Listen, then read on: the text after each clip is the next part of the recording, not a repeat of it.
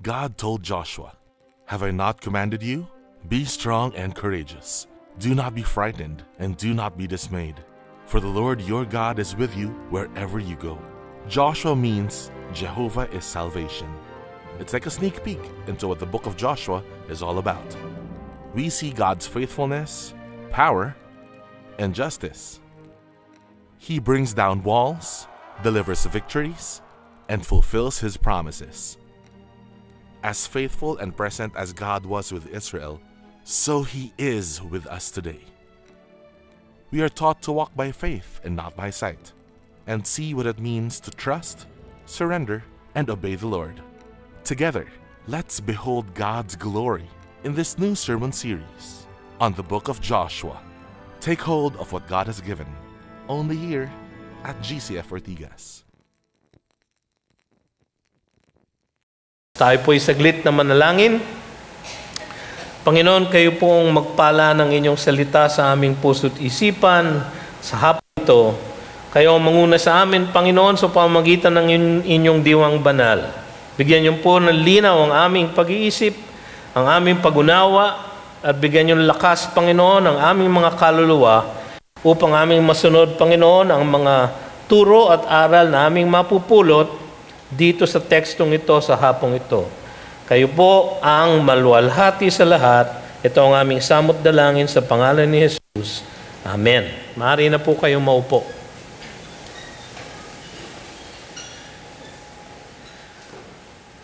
Malapit na po tayo matapos sa ating series sa Joshua na pinamagatan nating Take Hold of What God Has Given. Ang title po ng mensahe ngayong hapong ito, ang epekto ng kompromiso sa pagkakaisa ng bayan ng Diyos. Medyo iba po ng konti yung title natin kaysa dun sa mensahe kaninang umaga, pero halos pareho po ang outline. Ang epekto ng kompromiso sa pagkakaisa ng bayan ng Diyos. Ang pananakop at pag-okupa ng lupang pangako ng bayang Israel, sabi natin ay larawan sa atin ng buhay Kristiyano. Isang buhay na walang hanggan na pinagkaloob sa atin ng ating Panginoon sa pamamagitan ng Kanyang grace, ng Kanyang kagandahang loob. Isang buhay na walang hanggan na hindi natin makakamit sa sarili nating mga gawa, kundi dahil lamang sa kagandahang loob ng ating Panginoong Diyos. Ngunit ito ay isang buhay din na kailangan pa rin nating ipaglaban dito sa lupa at bigyan ng tagumpay habang tayo'y nabubuhay sa kalakasan lamang ng Kanyang Espiritu Santo. Nakita na natin ang tagumpay na ibinigay ng Diyos sa Israel sa Kanaan at ang pagkakaloob niya ng minanang lupain ng bawat tribo ng kanyang bayan. Pinag-aralan po natin nung last Sunday o nung huling tayo nasa Joshua, yung verses 43 to 45 ng chapter 21, kung saan merong buod o summary ng kanyang tagumpay. Thus the Lord gave to Israel all the land that He swore to give to their fathers, and they took possession of it, and they settled there. And the Lord gave them rest on every side, just as He had sworn to their fathers. Not one of all their enemies had withstood them, for the Lord had given all their enemies into their hands. Not one word of all the good promises that the Lord had made to the house of Israel had failed. All came to pass. Makikita naman natin ngayon sa hapong ito ang pagbabalik ng tribo ng Reuben, ang tribo ng Gad, at ang kalahating tribo ng Manase sa silangan ng Jordan, kung saan binigyan sila ng lupain na nasa labas o hiwalay ng kaunti sa lupang pangako. Papakita po natin yung ating mapa, kung pwede po. Meron po tayong mapa eh. Ayan na po. Okay. Sana ipakita mo rin ako para maituro. Nakikita nyo ba yung gitnang-gitna na yan? So, ayun. Ayan. meron pong linya sa gitna, no? Nakikita nyo, yun po ang River Jordan, no? Nagmumula po yan sa Mount Hermon sa taas.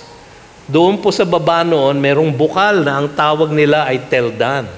At doon po nagmumula lahat ng tubig na umagos papunta sa Sea of Galilee. Nakikita nyo yung puting yun sa gitna? Tapos yung mahabang ilog na yan hanggang sa Dead Sea ay River Jordan. Yan po ang naghahati ng lupa ng Israel. Ang Reuben, ang Gad, at ang Manase, kalahati ng Manase, ay nasa silangang bahagi ng Israel. At ang kanilang mga kapatid ay nasa kabilang bahagi. No? Ang utos sa kanilang ng Diyos ay malinaw. Cross the Jordan.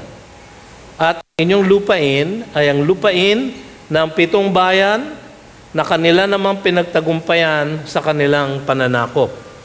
So yan po ang original na pagde-divide ng land.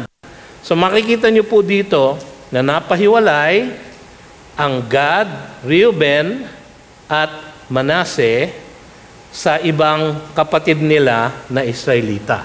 Okay? Ngayon, isang kompromiso ang nangyari.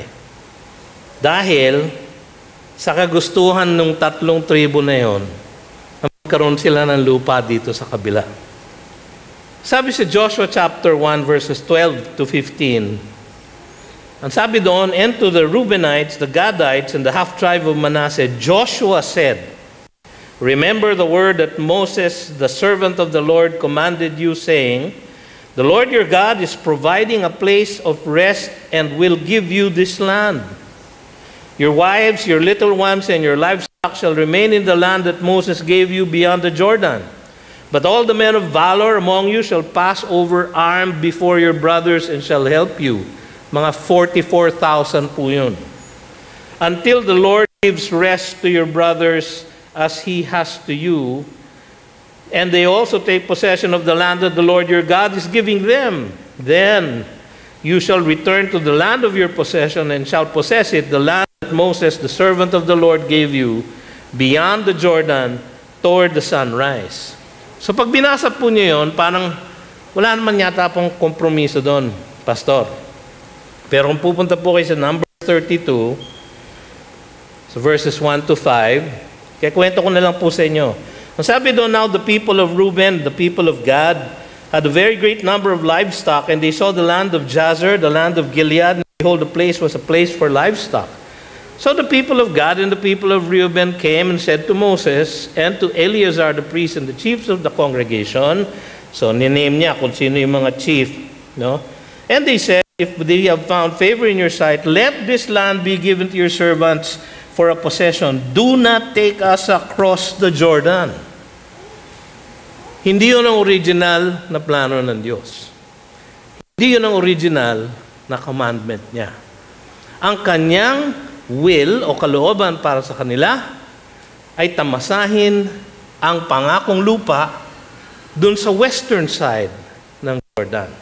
Ngayon, medyo nag-compromise sila doon. Yun yung kompromiso ang aking binabanggit sa titulo ng ating mensahe. No? Maliit lang naman na kompromiso yun. Hindi naman po kasalanan sapagkat pinagkaloob din ng Diyos sa kanila. Pero mariin na sinabi ni Moises na kailangan tumawid muna yung kanilang mga kawal para ipaglaban ang buong bayan upang makamit yung lupang pangako. Ano yung lupang pangako? Yung nasa western side ng Jordan. Pero hiningi nila ay nasa eastern side. Ngayon, para technical po tayo at malinaw, nung pinangako ng Diyos ang promised land, yung buong land kay Abraham.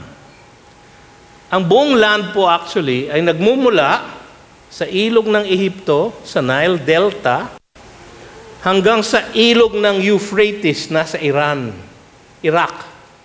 No? Ay malawak po yun. Mas malawak po yun doon sa mapang pinakita namin sa inyo. Yun ang original na ipinangako kay Abraham. Ang nakamit nila dito, ganito lang. ang nakamit ni David, ganito. Ang lupa nila ngayon, ganyan lang. No? So malayo sila dun sa original na pinangako. May nangyari.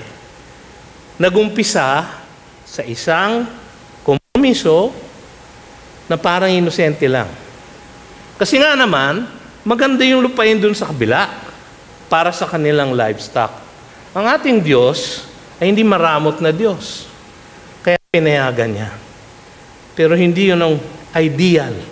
Gusto niya sana, sama-sama ang bayang Israel sa isang lugar na kanya ipinangako, na mayaman naman, malawak naman para sila ay kasya lahat. Yan po ang background natin, no?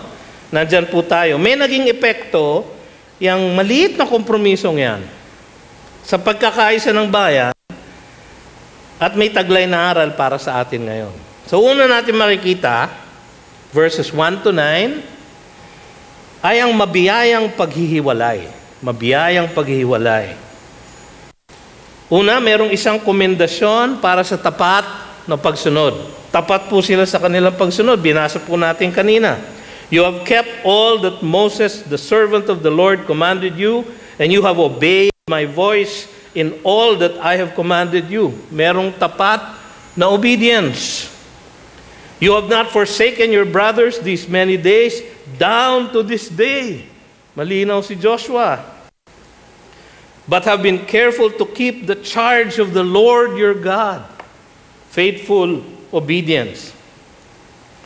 Kasi ang sabi nila sa chapter 1, verses 16 to 17, nung sinabi sa kanila ni Joshua, naalala nyo, ang sinabi ni Moises, pwede kayong manirahan dyan sa eastern side ng Jordan, ang tawag natin doon, the Trans-Jordan, no?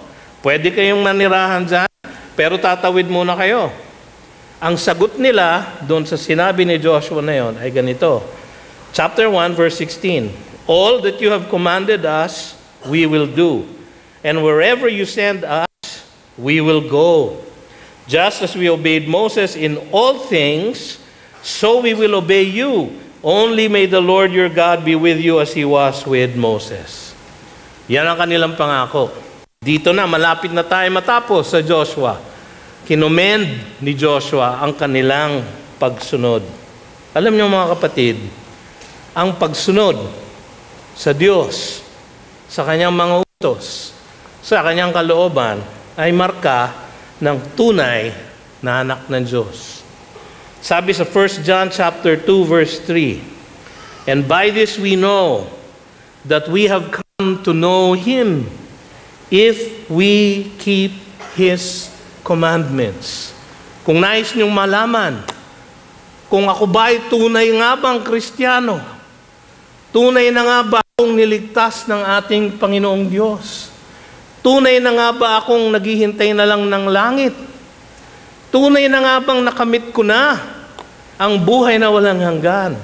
Ang sabi sa 1 John 2:3, we know that we have come to know Him if we keep His commandments. Naging tapat itong tatlong tribong ito, 2.5 tribo pala, sa mga utos ni Moises at sa mga utos ni Joshua. Isang komendasyon para sa tapat na pagsunod. Pangalawa, nagkaroon ng isang komisyon para sa tinatamasang pagbabalik. Matagal na silang nakikipagdigmaan. Sa ating estima, 7 years ang haba ng pananakop ng lupang pangako. 7 years. Tagal yung 7 years. Yung World War I, 4 years. Yung World War II, 4 years. No? Yung mga umabot pa sa panahon ng Hapon, hindi po ako umabot doon, ha? Kwento lang po ng tatay at nanay ko. 4 na taon po yun. No? Ito, 7 years. 7 years. Meron silang tinatamasang pagbabalik. Ang sabi sa verses 4 and 5 ni Joshua, and now, dahil sa kanilang pagsunod, the Lord your God has given rest to your brothers as He promised them. Yung po yung sinabi niya sa chapter 11 verse 23 na ibinigay na niya lahat ang tagumpay. And He has given the land rest from all its enemies. No? Therefore, turn and go to your tents in the land where your possession lies, which Moses, the servant of the Lord, gave you on the other side of the Jordan. Therefore, turn, go, sige na, bumalik na kayo. Yan ang utos ni Joshua. Yan ang kanilang komisyon. May bago na silang mission ngayon. Pauwi na tayo ngayon. Only. Merong isang paano si Joshua. Only. Be careful, be very careful to observe the commandment and the law that Moses, the servant of the Lord, commanded you.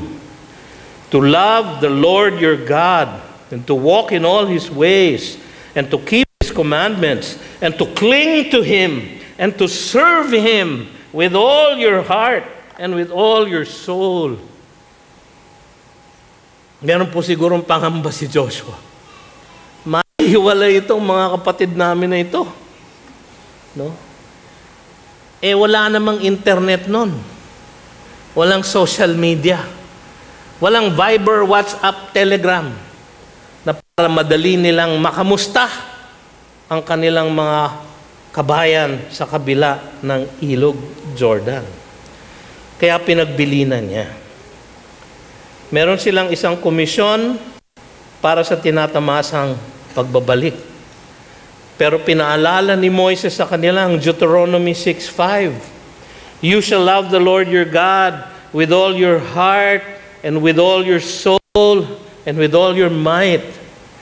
Inulit yan ng ating Panginoon sa Gospel of Matthew, sa Gospel of Mark. Nung siya'y tinanong kung ano ang the greatest commandment, sabi niya, you shall love the Lord your God with all of your heart, mind, soul, and strength. Yan po ang greatest commandment. Mahalin ang ating Diyos. Sabi din niya sa Deuteronomy 11:22, for if you will be careful to do all this commandment that I command you to do, loving the Lord your God, walking in all His ways, and holding fast to Him. Alam niyo mga kapatid, ang pagsunod sa Diyos ay hindi yung pagsunod ng napipilitan. Ang pagsunod sa Diyos ay ang pagsunod ng isang umiibig sa Kanya. Ganon ang gusto niyang pagsunod. Alam niyo naman ang diferensya na yan, di ba? Pag meron kayong halimbawa, empleyado, no? O ito ang kailangan niyong gawin, number 1, 2, 3, 4, and 5. No? Ginagawa niya lahat, number 1, 2, 3, 4, and 5. Pero yung isang empleyado niyo, na matagal na sa inyo, mahal na mahal kayo. Ginagawa niya ng kusa. May kusa. May malasakit. So yung number 1, nagiging number 1. Number 2, number 3, number 4, number 5. Kung lakas niyang sinusunod, masaya siya sa kanyang pagtatrabaho, masaya siya sa kanyang pagsunod. Bakit? Dahil mahal niya kayo. Pero yung iba, sumusunod dahil takot. Baka magalit si boss. Baka makita ni boss. Baka ganyan, baka ganito. Yung tunay na nagmamahal, na sumusunod, kahit wala ang boss, kahit na malayo, ginagawa pa rin ang trabaho dahil may kusa, may puso. Yun ang inuutos dito. No? Yun ang kinatatakutan ni Joshua. Baka sa kanilang paglayo, makalimutan nila ang Panginoong Diyos. Alam ni Joshua na maiksi ang memory ng mga Israelita. Naalala nyo, Exodus 14, tinawid sila ni Moises sa Red Sea, hinati ang Red Sea, sila'y lumakad sa tuyong lupa. No? Pagdating ng Exodus 16, meron nang nagrebelde. Si Kohat, si Dathan at si Abiram, nilamon sila ng lupa. Pagdating ng Exodus 32, kinukuha ni Moises yung 10 Commandments sa Mount Sinai. No? Anong ginawa ng bayang Israel? Sabi nila kay Aaron, gawa mo nga kami ng Diyos-Diyusan. Kasi yung si Moises, hindi na namin alam kung ano nangyari dyan. Napakaiksi ng kanilang memory. Alam ni Joshua yon. Kaya mariin na siya sinasabi niya ang komisyon na ito. Alam nyo, ang pag-ibig sa Diyos ay dapat nagre-resulta sa pagsunod sa Kanya. Paano nyo nalalaman na mahal ninyo ang Diyos? Kapag kayo sumusunod sa Kanya. John 14:15. Sabi ng ating Panginoon, "If you love me, you will keep my commandments." If you love me, you will keep my commandments. Tapos may nakita tayong isang kaloob na tunay na pagpapala. Verses 6-9. So Joshua blessed them and sent them away, and they went to their tents. Now, to the one half of the tribe of Manasseh, Moses had given a possession in Bashan, but to the other half, Joshua had given a possession beside their brothers in the land west of the Jordan. Naalala niyo, Manasseh, may dalawang lugar. Nakita niyo kanina. And when Joshua sent them away to their homes and blessed them, he said to them, pakinggan niyo yung blessing niya, "Go back to your tents with much wealth, with very much livestock, with silver, gold, bronze, and iron, and with much clothing." Saan ang galing yun? Sabi niya, divide the spoil of your enemy with your brothers. Galing sa mga bansang tinalo nila. Yun ay plunder of war. Yun ang nakamit nila. Yun ang ibinigay ng Diyos sa kanila sa pamamagitan ng kanilang pagtatagumpay sa kanilang mga kalaban sa bayan ng Kanaan. So the people of Reuben and the people of Gad and the half-tribe of Manasseh returned home, parting from the people of Israel at Shiloh, which is the land of Canaan, to go to the land of Gilead, their own land, of which they had possessed themselves by command of the Lord through Moses. Isang kaloob na tunay na pagpapala. Alam niyo mga kapatid, ang pagsunod sa Diyos ay naglalagay sa atin sa daluyan ng pagpapala niya. Huwag ninyong main ang aking sinasabi. Hindi ako nagpipreach ng health, wealth, and prosperity. No? Hindi ko sinasabi na kung kayo sumusunod sa Kanya, kayo ay magiging malusog, kayo ay magiging mayaman. Hindi ko sinasabi yon. Ngunit, pakinggan niyo ang sinabi ng Diyos sa Deuteronomy 11:13-15. "And if you will indeed obey my commandments that I command you today, to love the Lord your God and to serve Him with all your heart and with all your soul, He will give the rain for your land in its season, the early rain and the later rain, that you may gather in your grain and your wine and your oil. And He will give grass in your fields for your livestock, and you shall eat and be full." Ang ating pagsunod sa Diyos, dahil sa ating pagmamahal sa Kanya, naglalagay sa atin sa daloy ng Kanyang pagpapala. Ang pangako sa atin ng Panginoon ay malinaw, that He will meet all of our needs according to His riches in glory. Lahat ng ating pangangailangan, hindi yung lahat ng ating ninanasa. Iba yung ninanasa sa pangangailangan. No? Mga kapatid, ang Diyos natin ay mahabagin at mapagbigay. At dito, sa mga taong ito, na after 7 years, ay uuwi na ngayon sa kabila, sa kanilang lupain. Kanilang tatanggapin ang karampatang biyaya na ibinigay sa kanila ng Diyos. Labis-labis siguro sa kanilang kailangan. Tingnan natin yung pangalawa. So far maganda, no? Naging masunurin sila, pinagpala sila ngayon ay babalik na sa kanilang mga asawa at mga anak na matagal na silang hindi nakikita. Ngayon naman, tingnan natin ang matinding di pagkakaunawaan. Matinding di pagkakaunawaan. Umpisa natin sa verse 10. Una sa lahat, nagtayo sila ng isang altar na nagresulta sa kalituhan. Isang altar na nagresulta sa kalituhan. Sabi sa verse 10, "And when they came to the region of the Jordan, that is the land of Canaan, the people of Reuben and the people of Gad and the half-tribe of Manasseh built there an altar by the Jordan, an altar of imposing size." Bago sila tumuwid ng Jordan, nagtayo ng isang altar. Alam niyo naman siguro kung ano itsura ng altar. Para sa kanila, ang altar na iniutos ng Diyos ay yung pinagpatong-patong ng mga malalaking bato. Pero itong altar na ito is an altar of imposing size. Para madaling makita, para madaling matanaw. And the people of Israel heard it said, nakarinig ng chismis.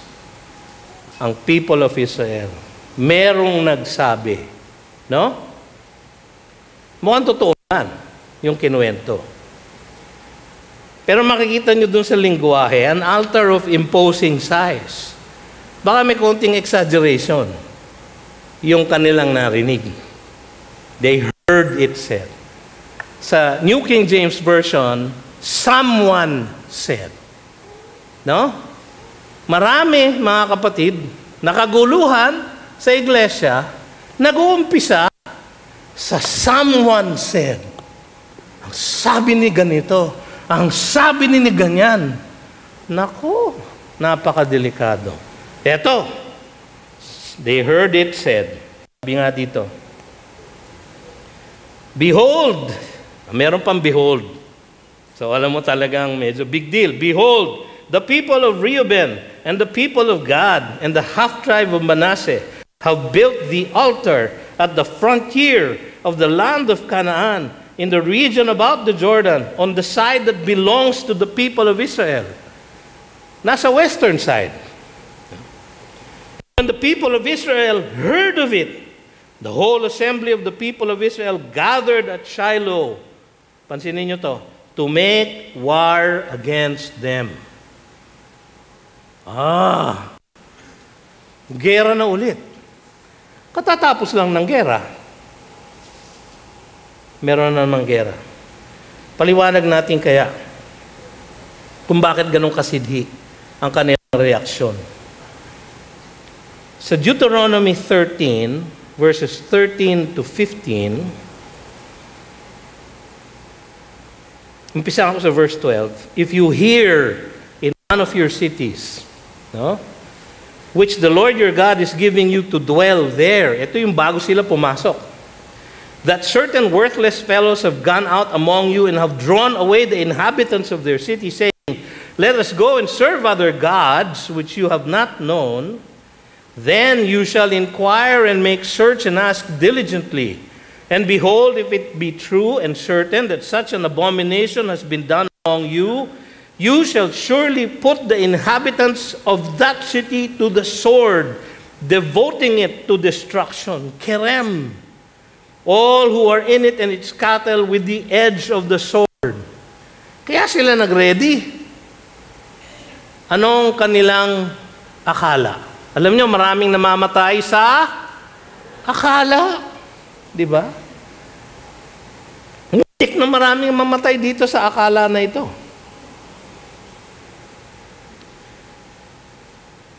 Alam nyo, mga kapatid, napalayo kasi itong grupong ito. Parang wala sila dun sa gitna ng niloob na lupang pangako ng Diyos para sa Israel.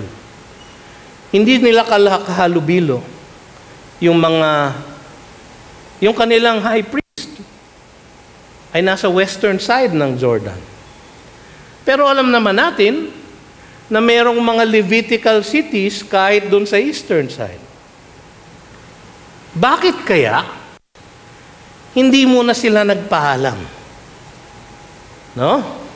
Kung minsan, it is better to ask for forgiveness than to ask for permission.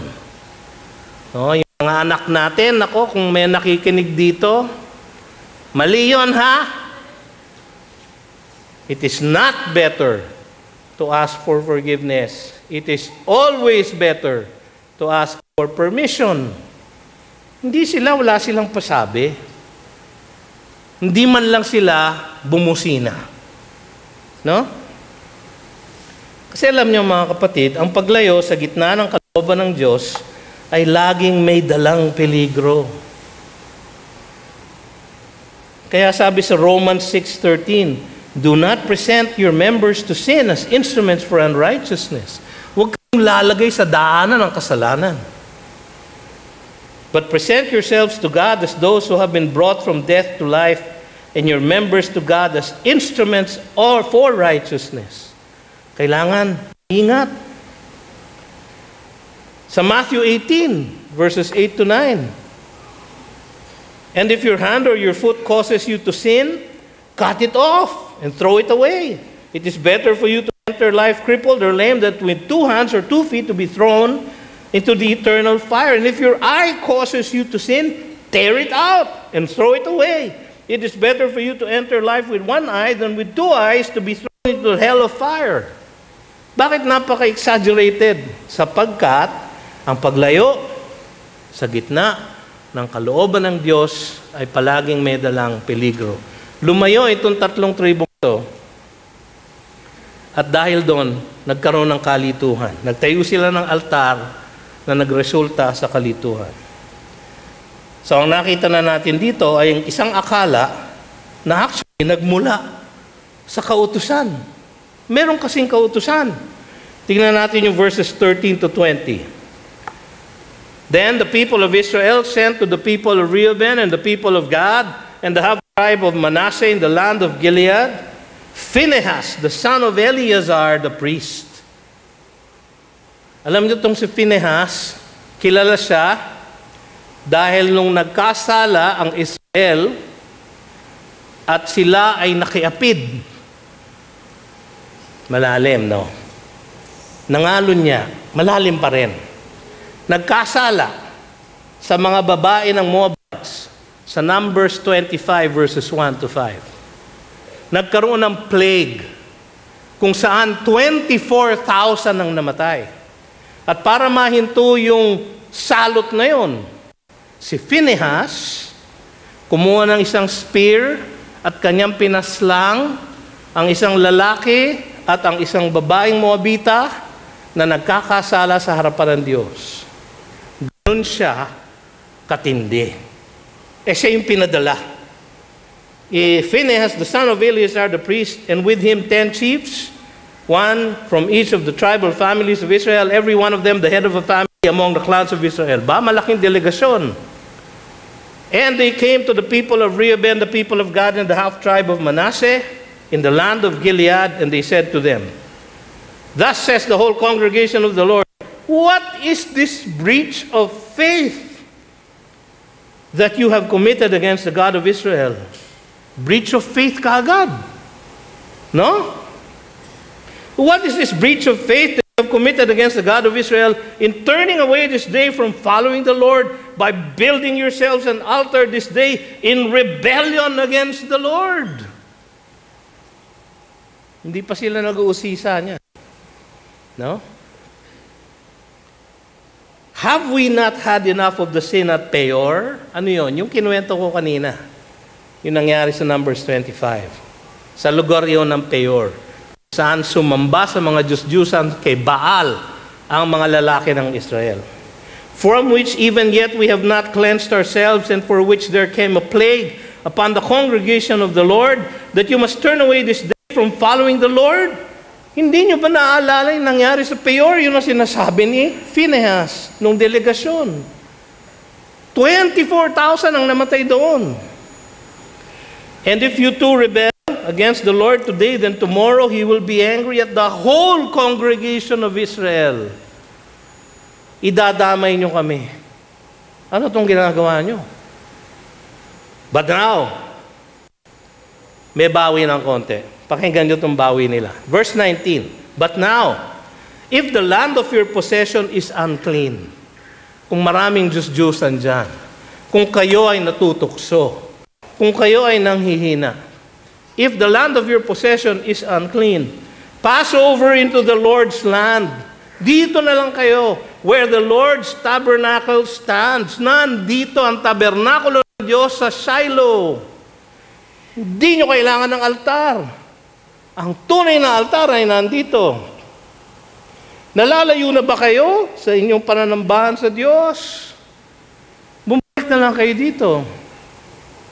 Yun naman ang original na plano. Di ba? Nag-compromise lang yung mga tribong yun. Did not Achan, the son of Sarah, break faith in the matter of the devoted things, and wrath fell upon all the congregation of Israel? Joshua chapter 7, di ba? Ilan ang namatay nung sila ay nag-fail sa Ai? 36 ang pinaslang. Ilan ang namatay nung pinarusahan si Achan? Siya at ang kanyang buong sambahayan. And he did not perish alone for his iniquity. So meron silang isang akala na nagmula sa kautusan. Ano ba yung kautusan na yun? Deuteronomy 12, 5-6. But you shall seek the place that the Lord your God will choose out of all your tribes to put his name and to make his habitation there. There you shall go.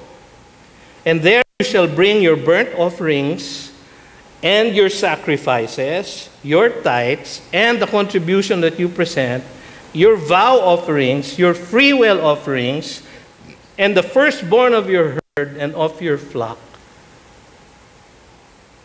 Merong itinakdang lugar sa pananambahan ang Diyos. Doon nyo dadalin ang inyong offerings, hindi sa ibang altar. Yun ang kautusan. So makikita nyo na mas hidhi ang pagmamahal ng Israel sa batas ng Diyos.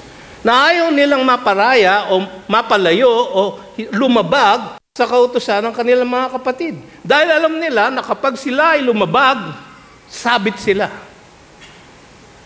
So ngayon, naintindihan nyo na kung bakit mas hidhi ang kanilang approach. That's Deuteronomy 12:13-14. Take care that you do not offer your burnt offerings at any place that you see, but at the place that the Lord will choose in one of your tribes. There you shall offer your burnt offerings, and there you shall do all that I am commanding you. Malinaw, hindi pwedeng mag-alay, hindi pwedeng manambahan sa ibang lugar, kundi sa lugar kung saan itinakda ng Diyos ang kanyang tabernakulo.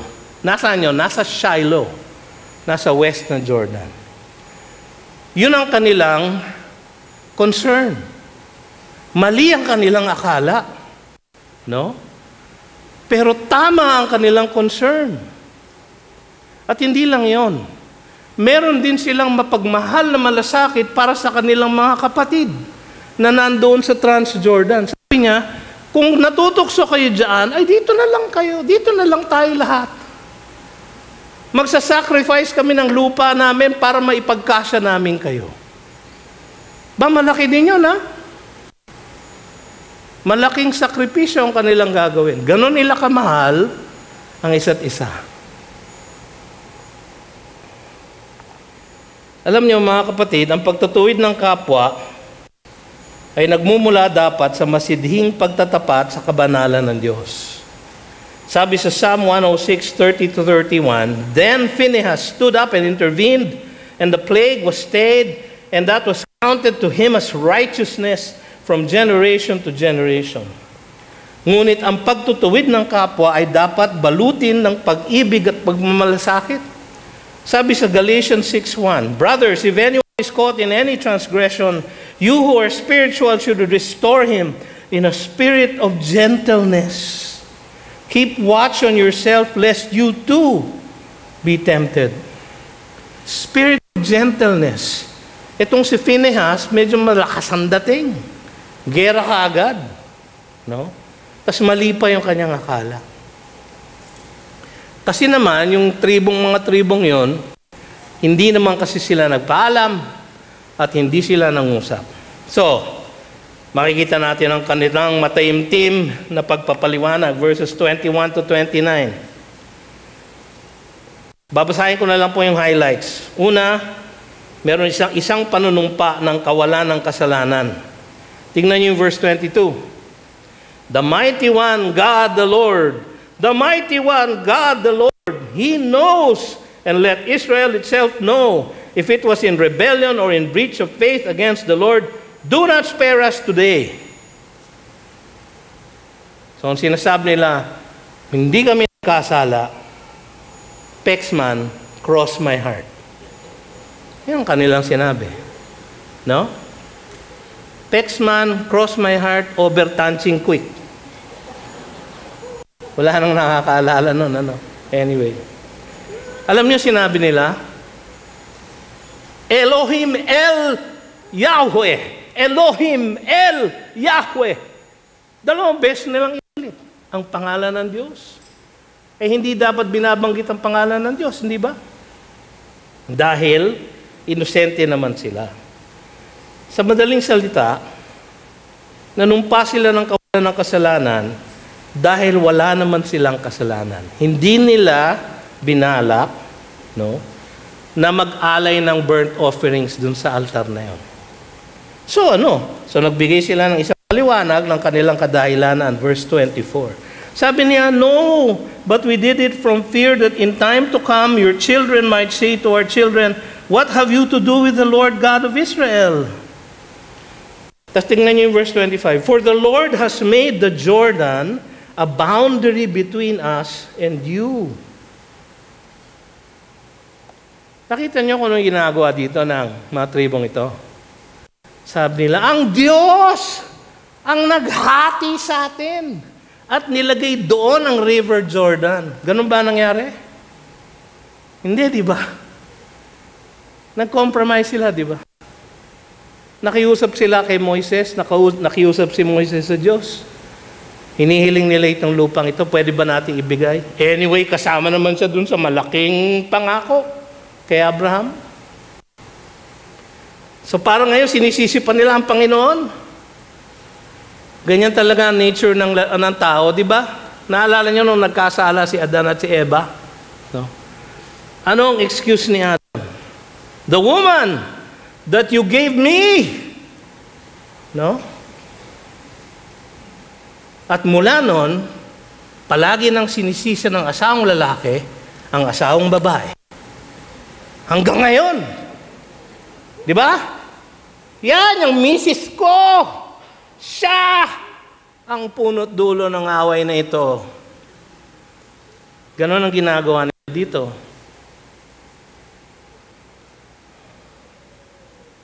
Ang worry nila, baka makalimutan sila na sila ay mga Israelita. Bakit kaya naging worry yun? Kasi malayo sila. Bakit sila malayo? Kasi sila ang pumili ng lupang yun. Ano ba ang pinili ng Panginoon na lupa para sa kanila? Nandito sa western side.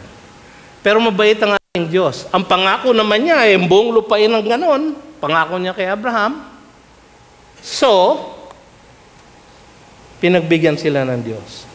Ngunit ang original na plano niya, magkakasama silang lahat. At napapagitna sa kanila ang kanyang tabernakulo, kung saan sama-sama silang mananambahan at mag-aalay sa Kanya. So yun naman pala ang dahilan. Kaya sabi nila sa verse 28, behold, the copy of the altar of the Lord which our fathers made, not for burnt offerings, nor for sacrifice, but to be a witness between us and you. Yun naman pala ang dahilan. Far be it from us that we should rebel against the Lord and turn away this day from following the Lord by building an altar for burnt offerings, grain offerings, or sacrifice other than the altar of the Lord our God that stands before His tabernacle. Hindi naman pala yun ang kanilang. So nagkaroon ng mapayapang pagkakasundo. Ang pwedeng reaksyon nila Phinehas dito ay, ewan. Malay ko ba kung totoo yan? Hindi naman ganoon ang kanilang reaksyon. Tignan niyo yung reaksyon ni Phinehas. Verse 30. When Phinehas, the priest of the chiefs and the chiefs of the congregation heard the words It was good in their eyes. They gave them the benefit of the doubt. Hindi nila alam kung totoo talaga yon. Pero pinagtiwalaan nila ang salita ng kanilang kapatid, ng kanilang kabayan. Nagkaroon ng mapayapang paghihiwalay. Verse 32. Then Phinehas, the son of Eleazar, the priest and the chiefs, returned from the people of Reuben, the people of Gad, in the land of Gilead, to the land of Canaan, the people of Israel, and brought back the word to them. And the report was good in the eyes of the people of Israel, and the people of Israel blessed God and spoke no more of making war against them to destroy the land, etc., etc., etc. Wala nang gera. Mapayapang pagkakasundo. Naghiwalay sila ng mapayapa. Anong aral? Maraming aral dito. Una, iwasan ang marahas na paghuhusga sa ating kapwa. Pangalawa, maging bukas sa paliwanagan at kakasundo. Maging mapagbigay sa inyong pagpapatawad. Hindi ba yun yung lesson natin last time? Pero hindi sa Joshua yon. Saan yon? Sa Luke chapter 6. Forgive and you will be forgiven. Give and it shall be given unto you. Pressed down, shaken, and overflowing. Pangatlo, pairalin ang pagmamahalan ng magkakapatid. Pagmamahal sa Diyos, pagmamahal sa isa't isa. Nagkaroon ng mapayapang relasyon. Pero itong mas matingkad na nakita ko dito. Mas mabuting pumakitna sa kalooban ng Diyos para sa atin at huwag pangahasan ang paglayo sa Kanya para lang mabigyang daan ang ating kagustuhan. Yun ang ginawa ni Reuben, ni Gad at ng half-tribe of Manasseh. Pinagbigyan ng kanilang kagustuhan. Nalayo sila. Merong time of the year, mga 3 buwan, na ang ilog Jordan hindi pwedeng rin dahil nagfa-flood at nag-overflow. So sa 3 buwan, hindi sila maaaring makipag-worship. Naiwalay sila. Lumayo sila eh. Meron tayong mga ibang kapatid. Kung minsan, may magagalit sa akin dito sa sasabihin kong ito. Marami sa ating kapatid na nag-a-attend lang ng service online. Hindi po kasalanan yun. Hindi po. Pero hindi rin buo. Hindi rin pareho. Ngunit, kung kayo ay may kapansanan at kung kayo ay malayong malayo, welcome po mag-attend online. Pero yung iba, wala namang kapansanan, hindi nagpupunta rito para makihalubilo sa atin, makipagkamayan, magkamustahan. Hindi po ba masarap? No? Yun nga kung may mga kapansanan, ang dami nating mga kapatid may mga kapansanan. Inaakay na. Ako po, malapit na po ako doon. No? Nandito pa rin po. Magkakasama.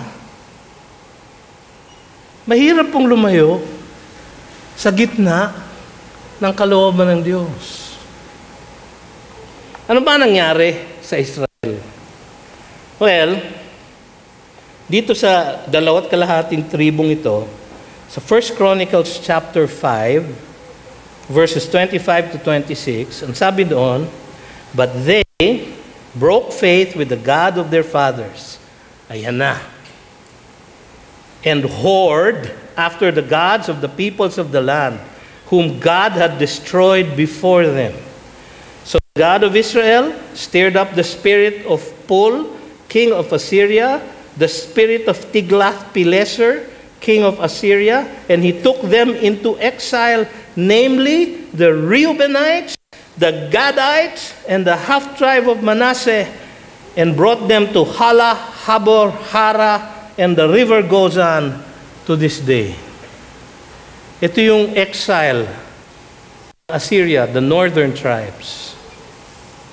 Hindi rin naligtas ang nasa west, sapagkat sila rin ay nagpakalayo-layo sa Diyos at sila naman ay in exile sa Babylon.